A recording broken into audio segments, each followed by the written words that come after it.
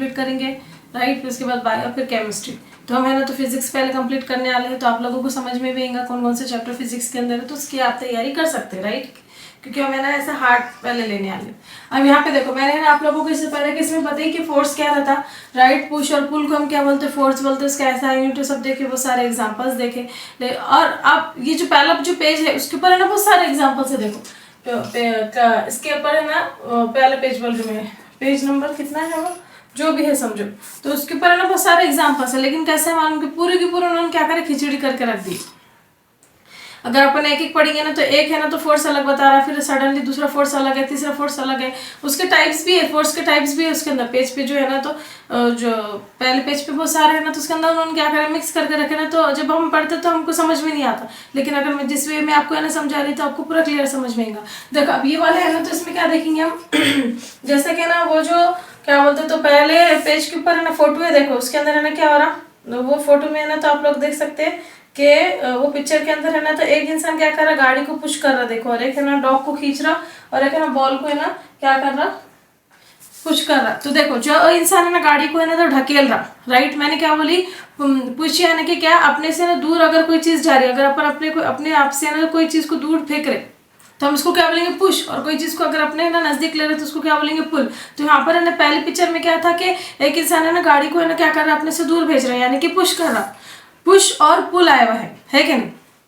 और दूसरे इसमें क्या हो रहा, एक इंसान क्या कर रहा है, कुत्ते को ना तो जो है डॉग के जो रस्सी है उसको खींच रहा है, एक जैसे कंटिन्यू खींचे जा रहा है, उसको पुल कर रहा अपने नजदीक ले रहा ना रस्सी को, तो उसको पुल करे जा रहा। और एक इंसान, एक है ना लड़का जो है, तो उसके अंदर पिक्चर में क्या बताया हुआ है कि वो बॉल को क्या कर रहा है, अपने से दूर फेंक रहा है, यानी कि पुश कर रहा। तो हमारी जो है ना तो फोर्स की डेफिनेशन क्या है, पुश और पुल टू एन ऑब्जेक्ट। कोई भी ऑब्जेक्ट को पुश करो या पुल करो तो हम उसको क्या बोलते हैं, फोर्स बोलते हैं कि नहीं। जैसे फॉर एग्जाम्पल हम हमारे डेफिनेशन के अंदर अगर हम बात कर रहे तो उसने और दिया क्या, उसने और दिया, देखो पुश और पुल के अंदर ना उसने क्या करा, और दिया, एंड दिया क्या, नहीं। यानी कि दोनों कंपलसरी है, इसका मतलब नहीं। यानी कि ना जब हम एक्शन करेंगे तो उसमें पुश आएगा या फिर पुल आएगा, या फिर कुछ ऐसी सिचुएशन रहेंगी जिसमें पुश और पुल दोनों भी आएगा, तो उस चीज को हम बोलेंगे फोर्स। यानी कि पुश का जैसा एग्जाम्पल दिया उसने कि आप देखो कार को कंटिन्यू पुश करे जा रहा हो, करे जा रहा, पुश करे जा रहा। दूसरा एग्जांपल पुश का क्या है, जैसे फॉर एग्जांपल हमारा जो स्विच रहता, बटन रहता, तो देखो हमें ना उसको जब नीचे कर रहे थे हम उसको पुश कर रहे हैं, अपने से दूर भेज रहे हैं। फिर हमको जब अगर बंद करने का है तब भी हम उसको ना पुश कर रहे हैं। तो दोनों कंडीशन में हम क्या कर रहे हैं, पुश कर रहे हैं। तो इसका मतलब क्या हो रहा है, वहां पर सिर्फ पुश है ना तो मोमेंट अप्लाई हो रहा। और समझो फॉर एग्जांपल है ना हॉर्स राइडिंग करते हैं हम, तो कंटिन्यू क्या करते हैं, उसकी जो रस्सी है ना अपने तरफ खींचे हुए रखते हैं, कंटिन्यू इन द सेंस उसको कंट्रोल में रखते हैं, तो क्या होगा, हम गिर सकते हैं, वो है ना घोड़ा आगे जा सकता है कि नहीं। तो उस टाइम पे हम क्या करें, उसको पुल करके रख रहे हैं कि नहीं। तो वहाँ पे पुश मोमेंट हो गया, यहाँ पे पुल मोमेंट हो गया। और कुछ सिचुएशन ऐसी रहती है जहाँ पे पुश और पुल दोनों भी अप्लाई होता है। जैसे फॉर एग्जांपल अगर अपन डोर को, कुछ डोर ऐसे रहते हैं जिसको है ना तो पुश भी करना पड़ता है, पुल भी करना पड़ता है। फॉर एग्जाम्पल अगर मैंने अभी डोर है ना, मेरे को है उधर जाना है, बाहर जाना है, तो मैं क्या करूंगी, डोर को क्या करूंगी, पुश करूंगी, सॉरी पुल करूंगी, अपनी तरफ खींचूंगी। फिर आप दरवाजा खुला रख के तो जा नहीं सकते, बंद तो करना पड़ेगा। तो फिर उधर जाके मैं उसको क्या करूंगी, अपने तरफ क्या करूंगी, पुल करूंगी।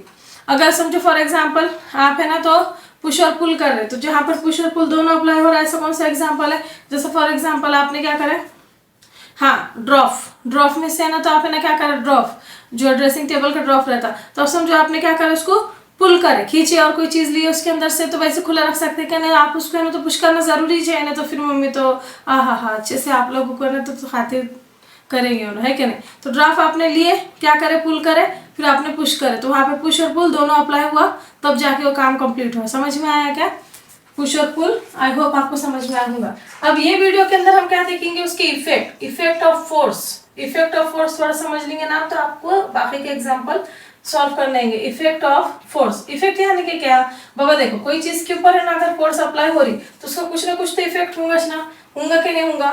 जैसे फॉर एग्जाम्पल अगर मैं आपको बोल रही कि देखो एक है ना बॉल है, एक बॉल है ना समझो अभी है ना रेस्ट पोजीशन में भी खड़ा हुआ है, ये है ना, एक है ना रुका हुआ बॉल है, ए पोजीशन पे रुका हुआ है।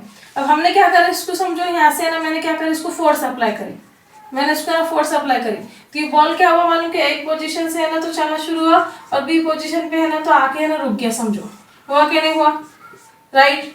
तो जब हमने फोर्स अप्लाई करे तो यहाँ पर क्या हुआ, यहाँ पर है ना दो चीजें हुई।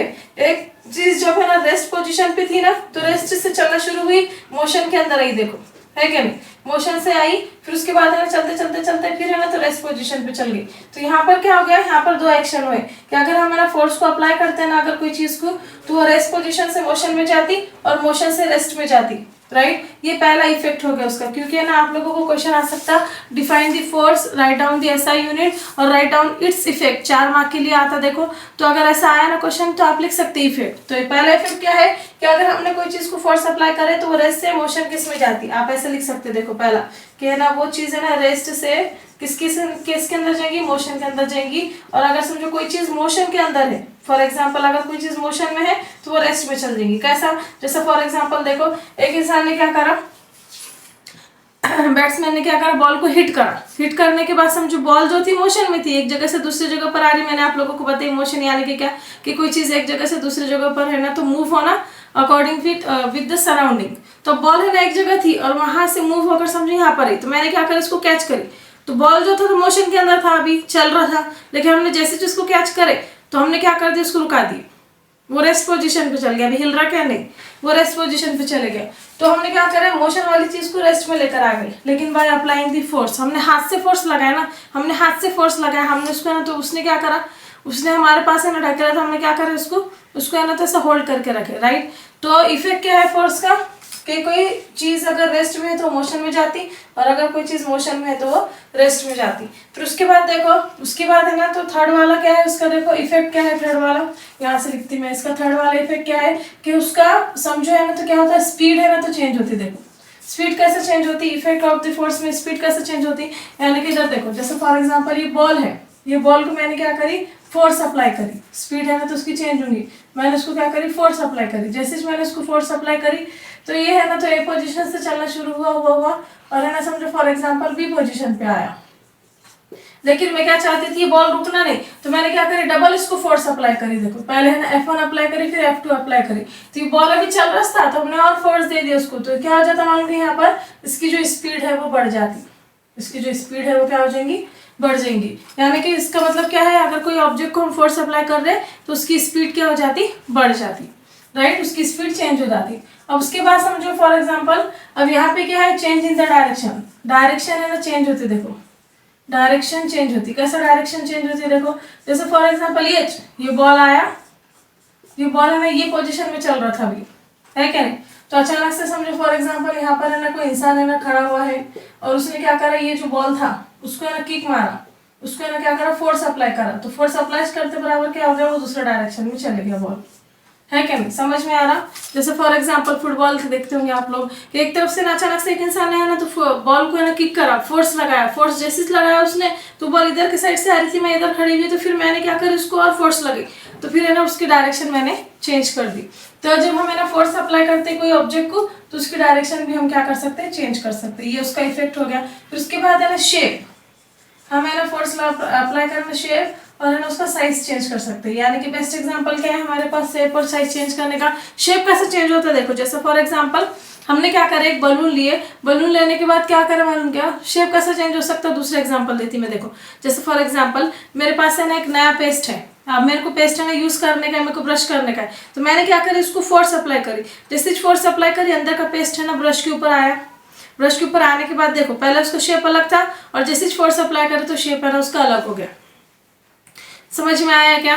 तो उसी तरीके से समझो फॉर एग्जांपल बलून है, बलून के अंदर हमने क्या करे, हवा भरे, हवा भरने के बाद है ना उसको पूरा राउंड शेप हो गया, राउंड शेप हो गया, तो हमने क्या करा, उसको और फोर्स अप्लाई करा ना तो हम क्या करते, एक बलून को 2 बलून कर देते, करते होंगे ना बचपन में आप, या फिर है ना बलून एक ककड़ी रहती है, देखो ककड़ी के जैसे है ना एक वो रहता बलून रहता, उसमें हमने क्या करा, फोर्स अप्लाई करे तो पूरी की पूरी एक लंबे से ना बलून बन गया, एक लंबी सी ककड़ी बन गई, उसको हम अलग अलग अलग शेप दे के कई माउथ बना देते, कभी आईज वो बना देते, मिक्की माउस का ना शेप बना देते।